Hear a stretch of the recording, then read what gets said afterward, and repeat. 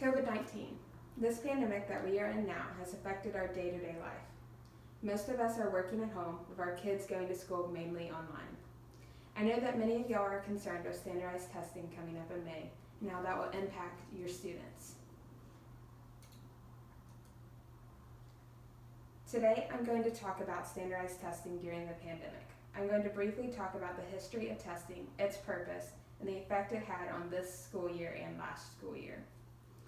After this, we're going to look at why this topic matters and what you should do about it. So, let me first talk about the history of standardized testing in the United States. In the mid-1800s, Boston school reformer Manning and Howe introduced standardized testing to Boston schools. The new tests were devised to provide a single standard by which to judge and compare the outcome of each school, and to gather objective information about teaching quality. Boston programs was soon adopted by school systems nationwide. According to a 1992 paper done by Princeton University called Testing in American Schools, Asking the Right Questions, formally written testing began to replace oral examinations around the same time as schools changed their mission from serving the elite to educating the masses. Second, although early standardized testing examinations were not designed to make valid comparisons among children in their schools, they were quickly used for that purpose. Standardized tests also reflect two fundamental American beliefs about fairness and efficiency. According to the paper done by Princeton University, standardized tests reflect fairness by assuring that students are offered the same opportunities and subject matters as students from other schools. Now that we've briefly looked at the history of standardized testing, let's look at the purpose. Since the beginning of standardized testing, these tests have been used to assess students' learning and hold schools accountable for results. Standardized testing allows teachers to see what standards their students have learned, as well as what concepts they still need more time on. The scores of standardized testing tests allow us to make sure schools are held accountable, that they are actually teaching the future generations the material they need to know. Now, let's see what the effect looks like on last school year's testing. But the pandemic that we were in, there were some changes with the standardized testing from last year. One notable change was states could apply to not do testing last year.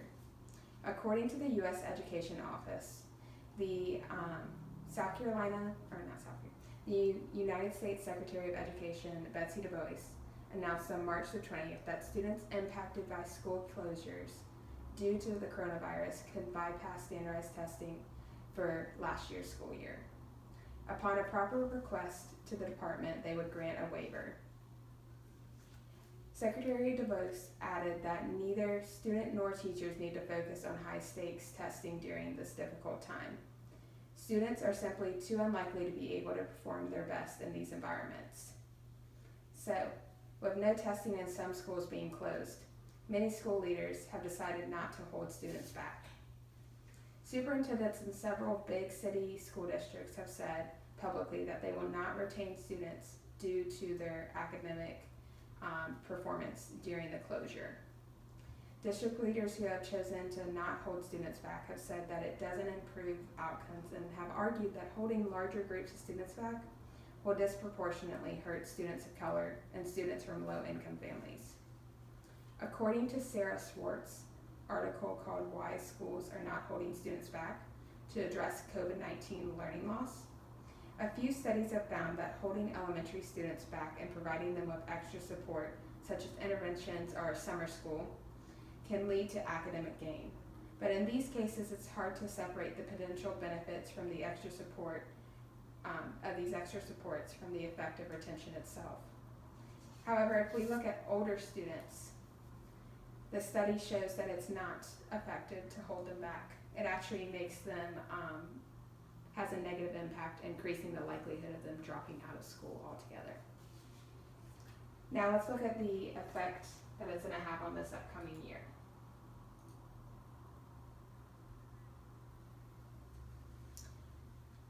So, we are still uncertain whether testing will actually happen this year. but there are some concerns about if we do have testing, what would happen. So the first concern is, what are the infection risks for a large assessment?